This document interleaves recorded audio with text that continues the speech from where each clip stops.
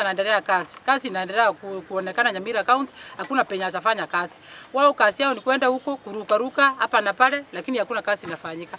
Mimi nasema wacha msee ashike kiti akae huko mpaka 2032. Hakuna hata nywele haitatingishika hata kidogo hata kamoja. Kwa majina mimi naitwa Mheshimiwa Edward Machuki kutoka Ekerenyo Ward. Mimi nataka kupongeza kwanza Senate kwa kutupilia mbali mswada ambao ulikuwa umepelekwa pale ili kumngatua gavana kutoka ofisini. Nasema asante sana kwa kutimiza na kuonyesha na kusimama na wananchi wa kaunti ya Nyamira. Sisi kama wananchi wa kaunti ya Nyamira hatukuwa tayari gavana Amos Nyaribo kuondolewa ofisini, sababu contract ambayo tulimpatia ni ya 5 years na bado haijaisha. Na hao wengine ambao wako na tamaa, simulisikia tamaa iliua fisi kabisa. Sisi tunajua ni akina nani wako nyuma ya hii mambo ambayo yanaendelea katika kaunti yetu ya Nyamira. Kwa hivyo mimi nataka kuambia wale MCS wetu wakiongozwa na speaker wetu wa kaunti ya Nyamira, mimi hata nashangaa nyinyi kama MCS, mimi najua nyinyi ni wasomi sana.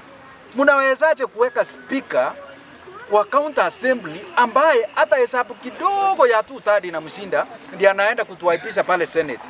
Mtakubali hiyo maneno siku nyingine? Sisi tunataka next time kama tutatafuta speaker, tutafute speaker ambaye ni msomi, anajua standing orders, anajua hesabu kupiga vizuri ndiye asiende kutuwaipisha tena.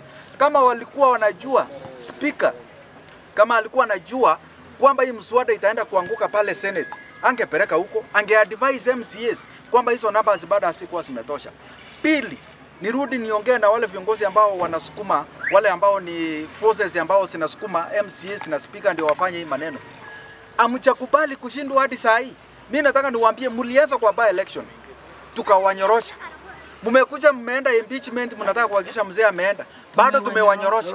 Bado hamjakubali hata 2027 bado tutawanyorosha. Sababu governor Amos Nyaribo is there to stay. After 2027 hatuchaona candidate ambao mmeleta tunaweza kuombea yeye na governor. Is only your responsibility to make sure you have a candidate, a strong candidate. Mnaweza tuletea mtuambie tunataka kuweka ndiye atoe Amos Nyaribo.